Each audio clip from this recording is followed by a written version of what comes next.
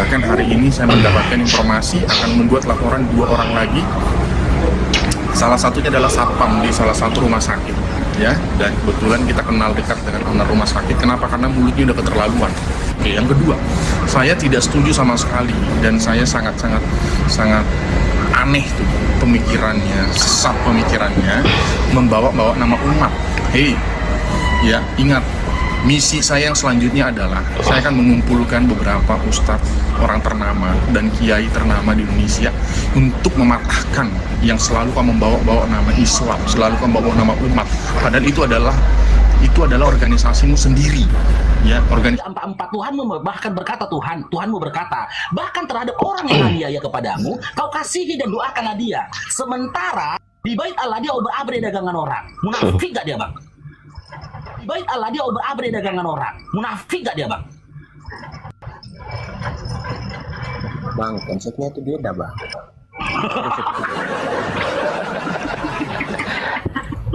Gini bang komplains, aku sederhanakan ya bang komplainsnya. Ya, demikianlah video singkat dari Bang Dosma Sejabat dan juga dari Bapak Security. Ya, katanya menurut informasi yang disampaikan oleh Bang Dosma Sejabat, beliau ini sebagai security di salah satu rumah sakit yang ada di Sumatera Utara. Nah, dia menyebut bahwa Yesus Kristus adalah orang yang munafik karena apa yang diajarkan dia nggak lakukan, ya. Dan dia mengutip beberapa ayat Alkitab, dan itulah sebabnya kita mau jawab itu dengan membahas ayat Alkitab yang dia kutip dan juga memberikan penjelasan, ya. Ya, memang kalau kita mendengar orang yang tidak percaya kepada Yesus membahas Alkitab lalu menafsirkannya dengan sembarangan, ya jadinya seperti ini, ya. Seorang yang tidak percaya kepada Yesus Kristus selalu saja setiap kali baca Alkitab kesimpulannya pasti lari barang itu, ya. Ya, saya sudah siapkan ayat Alkitab yang sudah dikutip oleh Bapak Security tadi. Saya tidak tahu namanya siapa, ya. Dalam Matius 5 ayat 44. Tetapi aku berkata kepadamu, kasihilah musuhmu dan berdoalah bagi mereka yang menganiaya kamu. Yang ingin saya tekankan di dalam ayat yang sudah saya baca tadi, ayat ini tidak akan mungkin Anda dapatkan dimanapun kecuali Anda membaca Alkitab. Ini adalah ajaran yang sangat luar biasa di mana Yesus Kristus mengajarkan supaya semua orang, para murid yang percaya kepada dia atau yang ikut Yesus, hidup melakukan seperti apa yang Yesus ajarkan.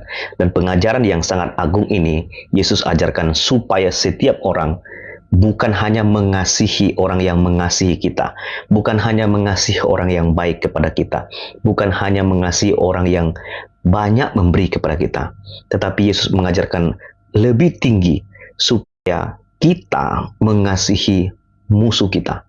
Dan ini tidak diajarkan di agama apapun kecuali dalam kitab suci ini. Yesus mengajar kita bahwa kasihilah musuhmu, dan tidak hanya itu, berdoalah bagi mereka yang menganiaya kamu. Nah, ayat ini Yesus sampaikan sebagai pengajaran penting supaya setiap orang percaya hidup di tengah dunia mengasihi semua orang sama seperti dirinya sendiri. Kemudian di dalam Matius pasal 21 ayat 12, di mana di situ dijelaskan ayat 12, ya. Lalu Yesus masuk ke bait Allah dan mengusir semua orang yang berjual beli di bait Allah. Ia membalikkan meja-meja penukar uang dan bangku-bangku pedagang merpati. Nah, kebanyakan orang kalau tidak membaca ayat Alkitab secara keseluruhan, ya mereka akan salah memahami ayat tersebut. Jadi konteksnya ini, teman-teman, pada waktu itu Yesus sedang di dalam perjalanan dan dia masuk ke bait Allah. Kita tahu bait Allah seharusnya dipakai untuk beribadah kepada Tuhan. Jadi semua umat harusnya memakai bait Allah untuk menyembah Tuhan. Tetapi nyatanya justru pada waktu Yesus masuk ke bait Allah, dia mendapati orang bukannya menyembah Tuhan, bukannya beribadah kepada Tuhan, tetapi mereka malah berjualan. Itulah sebabnya Yesus marah. Saya pernah membaca satu buku yang ditulis oleh Pak Stephen Tong, Pengudusan Emosi, di mana salah satu poinnya adalah ada kemarahan yang kudus. Kemarahan yang kudus adalah di mana kita marah melihat orang tidak hidup benar kepada Tuhan, tidak hidup sungguh-sungguh pada Tuhan, di mana kita melihat orang hidupnya melakukan dosa, maka kita marah kepada mereka karena mereka hidupnya bukan untuk kebenaran. Dan itulah sebabnya Yesus ketika melihat orang banyak yang ada di bait Allah, Yesus marah karena apa? Mereka bukannya menyembah Tuhan tetapi berjualan, memakai tempat ibadah itu untuk menghasilkan uang dengan menjual banyak hal untuk kepentingan, untuk isi perut mereka.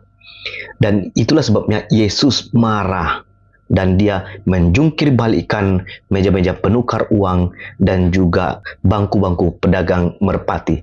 Dan Yesus lakukan ini bukan karena dia munafik, tapi karena Yesus mau menempatkan supaya orang sadar bait Allah itu harus dipakai untuk menyembah Tuhan, bukan untuk berjualan, mencari uang untuk kepentingan diri sendiri. Ya, shalom teman-teman semua, terima kasih sudah menonton video ini dan kita sudah menyaksikan cuplikan video tadi yang kita ambil dari saudara kita Eko Saugo ya.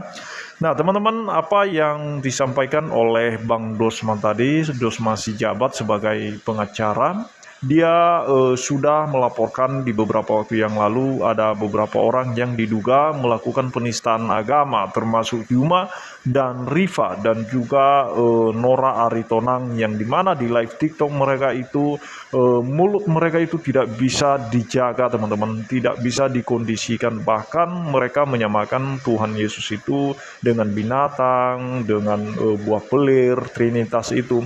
Nah teman-teman, itu yang harus kita waspadai, bahwa mereka ini punya organisasi ya, dan mereka menjadi organisasi yang memecah belah persatuan umat beragama.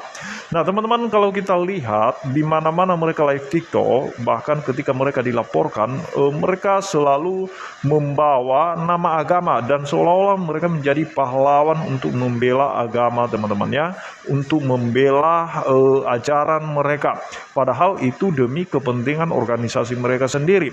Dan inilah yang harus benar-benar ditindak secara hukum ya, diproses secara hukum, supaya mereka ini jangan sesuka hatinya itu mengeluarkan penghujatan terhadap sesembahan agama lain. Nah ini kalau tidak dihentikan maka akan semakin buruk kondisi, khususnya di Sumatera Utara ini akan semakin buruk situasi, kondisi, dan juga keharmonisan akan rusak, keharmonisan umat beragama. Nah, di mana kita di Sumatera ini teman-teman ya, harus benar-benar kita menjaga persatuan. Tetapi kalau ada oknum-oknum yang membawa nama agama, apalagi si Juma yang menjadi orang Makassar, dan bahkan ada beberapa polemikus muslim yang dimana mereka menghasut orang-orang yang ada di Sumatera Utara, apalagi anggota-anggota organisasi mereka itu tentu saja sudah ada di Sumatera Utara, dan mereka menghasut itu untuk melakukan hal-hal yang melanggar hukum. Nah seperti kemarin ya, kasus anak Batak itu yang di Binjai itu digeruduk, itu tentu saja karena perdebatan anak Batak itu dengan USUPI teman-teman ya. Nah dan kemudian tentu saja ya, namanya organisasi di mana-mana anggota mereka sudah ada, disitulah kita duga bahwa ada komunikasi antara anggota mereka yang ada di Sumatera dengan ketua-ketua mereka yang ada di sana teman-teman. Nah jadi Faruk ini sebagai anggota Satpam di salah satu rumah sakit yang ada di Medan teman-teman, ini harus dilaporkan, karena kalau tidak dilaporkan ini akan menjadi hal yang buruk di Sumatera Utara, di mana dia menjadi oknum pemecah belah dan juga menghina sesembahan agama lain. Dan bahkan kita melihat tadi, menyaksikan bagaimana dia mengatakan Yesus itu seperti orang munafik, apa yang dia ajarkan dia tidak lakukan. Itu karena berdasarkan otaknya yang sejengkal itu teman-teman. Kita nggak tahu apakah benar-benar ada isi kepalanya atau tidak. Kenapa dia begitu seenak jidatnya menafsirkan ayat kitab suci orang lain. Karena kalau tidak dihentikan, mulut orang seperti ini teman-teman akan menjadi racun di Sumatera Utara ini, akan merusak keharmonisan umat beragama. Dan mohon kepada pihak penegak hukum, kepolisian, untuk segera diproses orang ini, Faruk Sianipar ini teman-teman ya. Itu saja yang saya sampaikan, terima kasih.